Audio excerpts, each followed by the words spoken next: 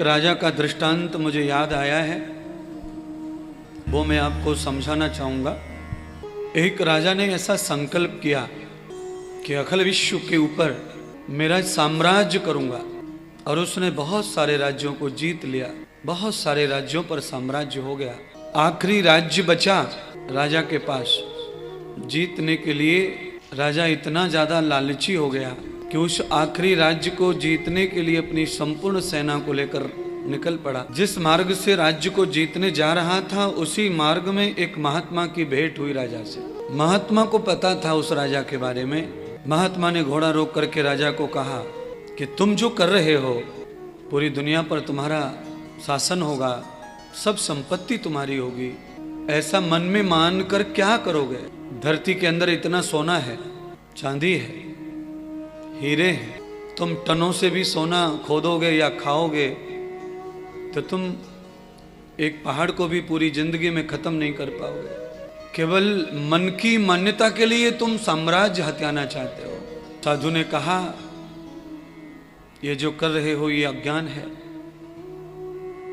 ये धन वैभव, ये दिखावा, ये किसी का अपना नहीं है।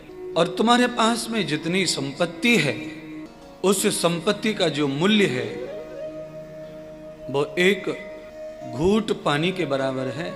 साधु की इस बात को सुन के राजा ने कहा, साधु मूर्ख है।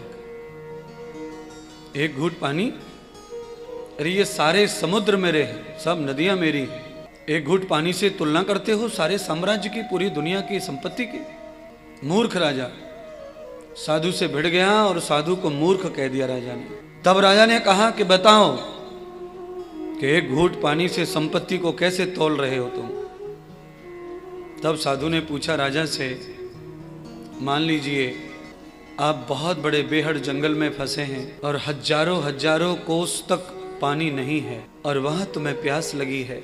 एक घूंट पानी मात्र तुम्हें प्राप्त होने पर तुम्हारे प्राण बच सकते हैं, और वो पानी एक घूंट न मिलने पर प्राण जा सकते हैं, और वो एक घूंट पानी मेरे पास है और मैं जंगल में तुम्हें मिल जा रहा हूं, तो बोलो उस पानी को पाने के लिए तुम क्या करोगे? राजा ने कहा कि मैं एक राज्य दे दूंगा उसको। साधु ने कहा, तो भी पानी न दिया तो 2 राज्य दे दूंगा। साधु ने फिर कहा कि नहीं दिया तो 4 राज्य दे दूंगा।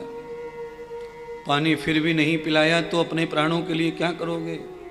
तो कहा, जो साधु मांगेगा, पानी वाला जो मांगेगा वो दूंगा, पर वो एक घूंट पानी मैं प्राप्त करूंगा और अपने प्राण बचाऊंगा। साधु ने कहा कि पानी फिर भी तुम्हें न दिया गया तो क्या करोगे?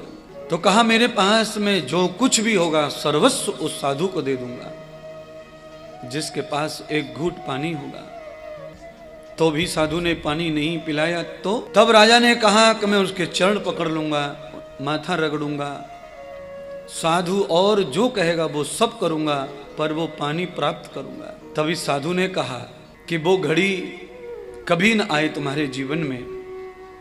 ये केवल मैंने तुम्हें उपदेश दिया है कि तुम जिस तरह पागलों की तरह लोगों को मारते कूटते, राज्यों को हत्या रहे हो, संपत्ति छिना रहे हो, और एक घूंट पानी के लिए तुम्हें सब कुछ समाप्त करना पड़े, उससे अच्छा ये है कि तुम अपने आप को, अपनी हवस को, अपनी तृष्णा को अभी समाप्त करो। सारे जगत का जितना भी मूल्य है, वो मूल्य एक घूंट पानी की बराबर नहीं है, क्योंकि तुमने अभी अभी कहा कि प्यास में, आपत्ति में, उस एक घूंट पानी को पाने के लिए मैं अपना सर्वस्व न्योछावर कर दूंगा।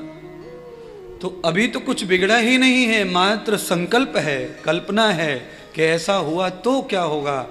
तो तुमने तो कल्पना में ही अपनी सारी संपत्ति को एक घूंट पानी की बराबर में खत्म कर दिया।